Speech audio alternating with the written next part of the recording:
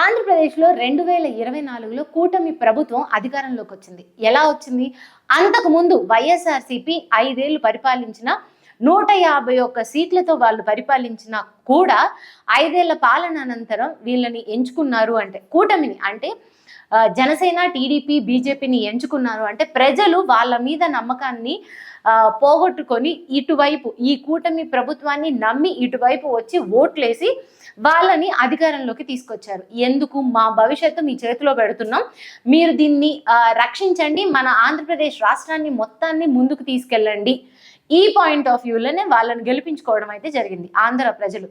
అంటే అక్కడ మెయిన్గా నేను కోట్ చేస్తున్నది ఏంటంటే నమ్మకం. ఆ నమ్మకాన్ని ఇప్పుడు కూటమి ప్రభుత్వం అసలు నిలబెట్టుకుంటుందా? పోనీ ముఖ్యమంత్రి నారా చంద్రబాబు నాయుడు ఆ నమ్మకాన్ని ఉంచుకోగలిగారా?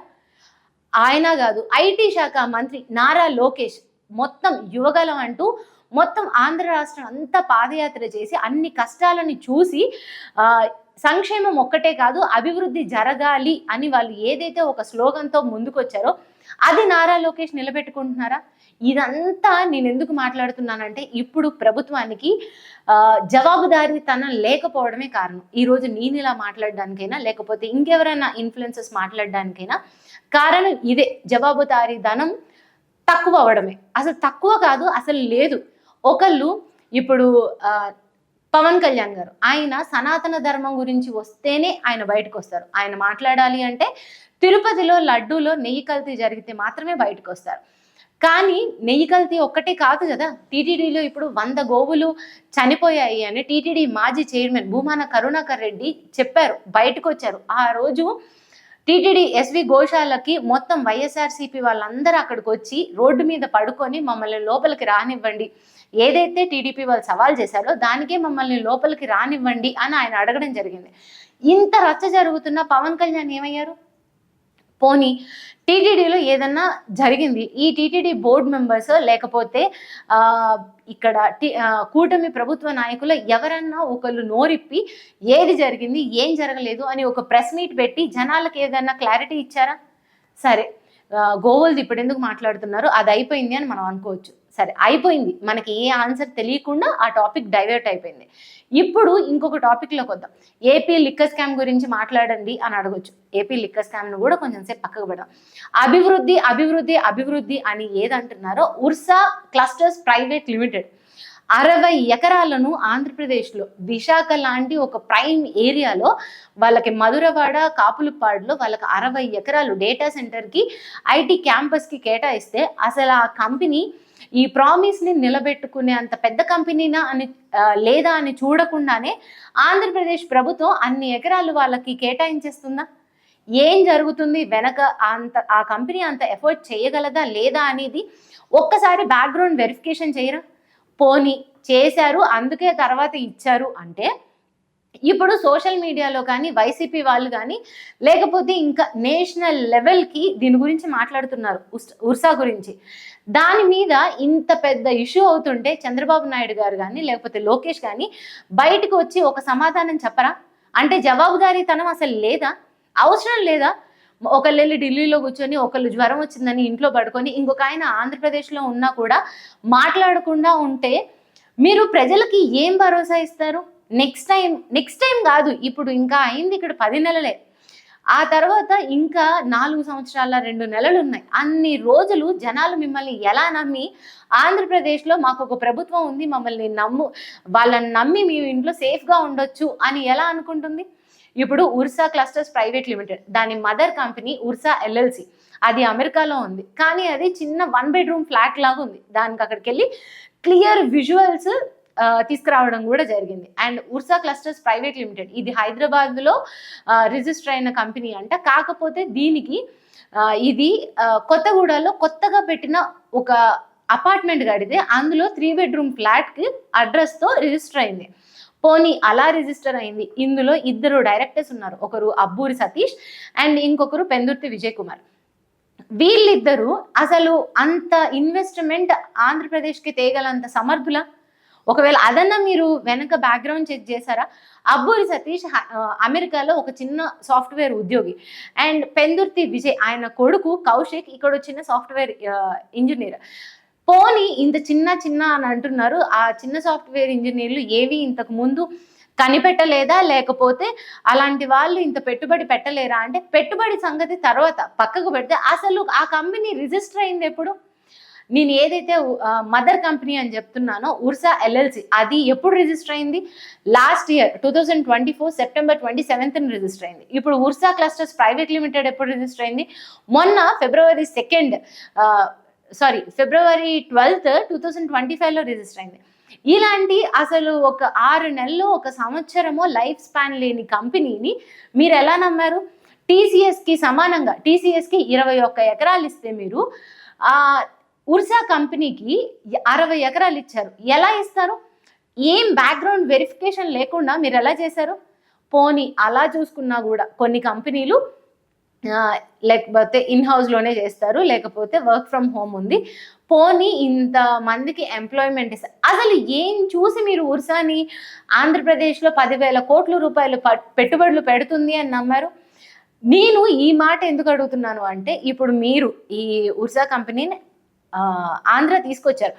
ఆంధ్ర ప్రజలు ఎంతో కొంత అక్కడ ఆశ పెట్టుకుంటారు. టీసీఎస్ వస్తే మాకు ఇన్ని వేల ఉద్యోగాలు వస్తాయి అని ఎలా అయితే ఆంధ్రప్రదేశ్ ప్రజలు అనుకుంటా ఉన్నారో, ఉర్సాకు కూడా ఎంతో కొంత ఆశ పెట్టుకుంటారు. ఇప్పుడు ఆ ఇద్దరు అబ్బూరి సతీష్, పెందుర్తి విజయ్, లేకపోతే పెందుర్తి విజయ్ కుమారుడు పెందుర్తి కౌశిక్, వీళ్ళిద్దరే ఉద్యోగాలు చేసుకునేవారు. పోనీ స్టార్టప్స్ అన్ని ఇలానే స్టార్ట్ అవుతాయి అనుకున్నా కూడా ఈ పెందుర్తి కౌశిక్ కానీ, అబ్బూరి సతీష్ కానీ బయటికి వచ్చి మాది ఇలాంటి ప్లానింగ్ ఉంది, మేము ఇంత చేయగలుగుతాం అని వాళ్ళు ఎందుకు బయట చెప్పట్లేదు? యాక్చువల్లీ ఇక్కడ ఇంకోటి భయపడాల్సింది ఏంటి అంటే, ఆంధ్రప్రదేశ్ ప్రభుత్వానికైనా నారా చంద్రబాబు నాయుడు గారికి, లేకపోతే ఐటీ మినిస్టర్ నారా లోకేష్కి ఫస్ట్ ప్రజల గురించి అసలు అవసరం లేదు, పట్టించుకోవట్లేదు, ఇంత ఫరక్ పడట్లేదు వాళ్ళకి. పోనీ ఈ అబ్బూరి సతీష్, ఈ పెందుర్తి కౌశిక్ అనే వాళ్ళు నారా చంద్రబాబు నాయుడు గారితో ఎలాంటి కాంటాక్ట్ లేకుండా జస్ట్ ఫ్లూక్లో వచ్చేసి వాళ్ళు ఇక్కడ మేము ఇంత ఇన్వెస్ట్ చేస్తామని అయితే చెప్పుంటారు కదా. పోనీ అలా చూస్తే వీళ్ళిద్దరి ఐడెంటిటీస్ అంతా బయటకు వచ్చేసినట్టే. ఇప్పుడు వాళ్ళ వర్క్ ప్లేసెస్లో వాళ్ళకి ఎలాంటి ప్రెషర్ ఉండుంటుంది? అసలు ఉద్యోగాలు ఉండుంటాయా, పోయి ఉంటాయా? పోనీ వాళ్ళు బయటికి రావట్లేదు. నారా లోకేష్ ఐటీ శాఖ మంత్రి, ఆయన చెప్పరు. లేకపోతే ముఖ్యమంత్రి నారా చంద్రబాబు నాయుడు గారు ఆయన ఒక ఆన్సర్ వచ్చి చెప్పరు. లేకపోతే నారా చంద్రబాబు నాయుడు గారు అంటే ఢిల్లీలో పర్యటనలో ఉన్నారు, ఆయన బిజీ ఉన్నారు. నారా లోకేష్ ఇక్కడే ఉన్నారు కదా. డిప్యూటీ సీఎం అంటే సనాతన ధర్మం మీద తప్ప దేని గురించి వచ్చి ఒక మాట మాట్లాడరు. ఆయన మాట్లాడినా కూడా ఐటీ కంపెనీ కంటే కూడా మళ్ళీ సనాతన ధర్మం దగ్గరికే వెళ్ళిద్ది. అది సో మనకి ఎలానో అర్థం కాదు. సో దానికి ఇక్కడ ఈ ఇద్దరు ఏదో ఒక ఆన్సర్ ఇవ్వాలి కదా ఆంధ్రప్రదేశ్ ప్రజలకి. ఏదో ఒక్క ఆన్సర్, మేము బ్యాక్గ్రౌండ్ చెక్ చేసామనో, చెయ్యలేదనో, ఈ పొరపాటు జరిగిందనో, ఈ పొరపాటు జరగలేదనో, ఇంత రచ్చ ఎందుకు అవుతుందనో ఏదో ఒక్క మాట మాట్లాడాలి కదా. అదే ఊరి చివర ఎక్కడన్నా ఒక టీడీపీ అభ్యర్థికి వైఎస్ఆర్సీపీ ఒక వ్యక్తి బండేసుకొని వెళ్తూ ఆ చివర ఏదన్నా సన్న సువ్వ గీరుకొని ఒక గీటుబడి ఇంత రక్తం వచ్చిందంటే ఒక 10 ఛానళ్ళు ఒక రోజు లైవ్ పెడతాయి దాని మీద. ఇప్పుడు అలాంటి ఒక్క టాపిక్ కాదు నేను చెప్పేది. నేను మాట్లాడాలి అనుకుంటే మీకు జవాబుదారీతనం లేదు అని నేను ఒక స్టేట్మెంట్ లాగా ఎందుకు పాస్ చేస్తున్నాను అంటే, లడ్డు గురించి, తిరుపతి లడ్డూలో కల్తీ జరిగింది అనే దాని గురించి ఏదైనా ఒక ఆన్సర్ ఉందా మన దగ్గర? లేకపోతే 100 గోవులు చనిపోయాయి, ఏదైనా ఒక ఆన్సర్ ఉందా మన దగ్గర? తొక్కిసలాట జరిగి 6 మంది చనిపోతే 41 మంది ఇంజ్యూర్ అయ్యారు, ఒక్క ఆన్సర్ ఉందా మన దగ్గర? ఉర్సా కంపెనీ గురించి ఒక ఆన్సర్ ఉందా మన దగ్గర? దేని గురించి లేదు. పోనీ ఇవన్నీ కాదు, ఇంకొక పక్క పార్టీ వాళ్ళ గురించి తీసుకుంటే ఒక 5 టాపిక్స్తో వాళ్ళ మీద పడిపోతూ ఉంటారు. నేను ఇప్పుడు వాళ్ళ పేర్లు కానీ వాళ్ళ మాటలు కానీ ఎందుకు ఎత్తట్లేదు అంటే టాపిక్ అంతా డైవర్ట్ అయిపోద్ది. ఇక్కడ నేను ఏది చెప్పాలి అనుకుంటున్నానంటే, టీడీపీకి కానీ లేకపోతే జనసేనకు కానీ బీజేపీకి కానీ మొత్తం హోల్ అండ్ సోల్ కూటమి ప్రభుత్వానికి కానీ ఆంధ్రప్రదేశ్ ప్రజలకి ఒక తప్పు జరిగిందో తప్పు జరగకపోయినా మనం దీని మీద ప్రజలకి ఒక క్వశ్చన్ మార్క్ రైజ్ అయింది అన్నప్పుడు మీరు ఎందుకు వచ్చి సమాధానం చెప్పట్లేదు? ఇంకా మీరే చాలా వాటిలలో అంటారు సూపర్ 6 అమలు చేయలేకపోతున్నాం, ఎందుకు అంటే మనకు అప్పులు ఇచ్చే వాళ్ళు లేరు, నా మొహం చూసి ఎవరు అప్పులు ఇవ్వరు. ఇది నేను అంటున్న మాట కాదు, మీరే ఒక స్టేజ్ మీద చెప్పిన మాట. అలా ఎందుకు ఆంధ్రాని నమ్మి ఎవరు రావట్లేదు? ఆంధ్రాలో వచ్చిన ఉర్సా కంపెనీ ఈ 3,000 కోట్ల రూపాయలు, 60 ఎకరాలు, లేకపోతే 10,000 కోట్ల రూపాయల పెట్టుబడి, ఇదంతా ఒక క్వశ్చన్ మార్క్ లో మీరు పెట్టి మీరు ఏమి ఆన్సర్ ఇవ్వనప్పుడు మీకు ఒకళ్ళు వచ్చి ఎవరు అప్పిస్తారు? మీరు ఆంధ్రాని బాగుపరచుకోండి అని ఎవరు అప్పిస్తారు?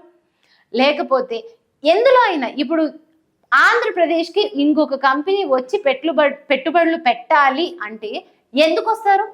మన దగ్గర ఒక అకౌంటబిలిటీ లేదు, మన దగ్గర ఒక ఆన్సరబిలిటీ లేదు, ఏదే లేదు. మనం ఏమీ మాట్లాడం.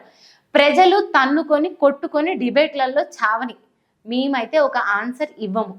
ఇదే నా ప్రభుత్వం అంటే. మిమ్మల్ని ఎందుకు ఆంధ్రప్రదేశ్ ప్రజలు తీసుకొచ్చి 175కి 164 సీట్లు ఇచ్చి మిమ్మల్ని ఒక గద్దె మీద ఎందుకు కూర్చోబెట్టారు? లాస్ట్ ప్రభుత్వంలో ఏదైతే ఒక కాన్ఫిడెన్స్, ఏదైతే ఒకటి తగ్గిందో, ఒక క్యాపబిలిటీనో లేకపోతే ఏది తగ్గిందో అది మీ దగ్గర నుంచి ఎక్స్పెక్ట్ చేసే మిమ్మల్ని నమ్మి 10 ఏళ్ళు మాకు ఒక రాజధాని లేదు, 10 ఏళ్ళు మాకు ఒక ఇందులో మేము వెనకబడి ఉన్నాం. సో ఇప్పుడు ఇంత 45 సంవత్సరాల ఎక్స్పీరియన్స్ ఉండి 4 సార్లు ముఖ్యమంత్రిగా చేస్తున్న ఒకళ్ళు మమ్మల్ని వచ్చి ఆయన మమ్మల్ని పరిపాలిస్తే మా స్టేట్ ఏమన్నా మారుతుందేమో అని ఒక స్టెప్ కాదు 10 స్టెప్స్ వేసి మరీ వచ్చి ప్రజలు మిమ్మల్ని గెలిపించారు. మీరు వాళ్ళకి చేస్తున్నది ఇదేనా? ఇంకొక ఆన్సర్ చెప్పరా? మొన్న కూడా అంతే, నారా చంద్రబాబు నాయుడు గారికి చెప్తున్నాను నేను, 100 గోవులు చనిపోయాయి అని అక్కడ టీటీడీ చైర్మన్, టీటీడీ ఈవో, అక్కడ తిరుపతి ఎమ్మెల్యే వీళ్ళందరూ ఒక క్లారిటీ, చనిపోయాయి అని చెప్పిన తర్వాత నారా చంద్రబాబు నాయుడు గారు ఒక మీటింగ్లో స్టేజ్ మీద అసలు గోవులే చనిపోలేదు అన్నారు. ఇందులో ఎక్కడ వెనకబడుతున్నాం మనం? అంటే మీకు నాయకులకి మధ్య సమన్వయం లేదా? లేకపోతే అసలు ఏది తగ్గింది ప్రభుత్వంలో? ఇప్పుడున్న ప్రభుత్వంలో ఏది తగ్గింది? లేకపోతే మీరు రాజకీయాల కోసమో లేకపోతే వేరే దేని కోసమైనా ఎక్కడైనా కాంప్రమైజ్ అవ్వాల్సి వస్తుందా? మాకు అలా వద్దు, మాకు వింటేజ్ చంద్రబాబు నాయుడు గారే కావాలి. మీరు చెప్పిన మాటే హైటెక్ సిటీ కట్టానని, మాకు కూడా విశాఖలో అలాంటిది ఏదో ఒక సిటీ కావాలి. సో అది మీ చేతుల్లో అవుతుంది అని ఆంధ్రప్రదేశ్ ప్రజలంతా మీకు ఓట్లేసి మిమ్మల్ని గద్దె మీద కూర్చోబెట్టారు. వాళ్ళకి కొంచెం అకౌంటబుల్గా ఉండండి, వాళ్ళకు ఒక ఆన్సర్ చెప్పండి. ఉర్సా మీద ఇంత రచ్చ అవుతుంటే మౌనంగా ఉండడం ఎందుకు? ఒకవేళ మీరు బ్యాక్గ్రౌండ్ చెక్ అదంతా చేసుకొని ఉంటే ఒక మాట చెప్పండి, ఏం భయపడాల్సిన పని లేదు, మనం అన్నీ చూసే ఇచ్చాము, ఒకవేళ ఏమైనా తేడా వస్తే మనం ఏం చేయాలో అది చేస్తాం. మీ స్టైల్లో ఒక ఆన్సర్ ఇవ్వండి ఆంధ్రప్రదేశ్ ప్రజలకి. నారా చంద్రబాబు నాయుడు గారినైనా లేకపోతే నారా లోకేష్ అయినా అడుగుతున్నది ఒక్కటే, ఒక ఆన్సర్ ఇవ్వండి ప్రజలకి. ఎందుకు, ఏం తగ్గింది, ఉర్సా కంపెనీ అవునా కాదా, కరెక్టా లేదా, దీని మీద ఒక ఆన్సర్ అయితే ఇవ్వండి.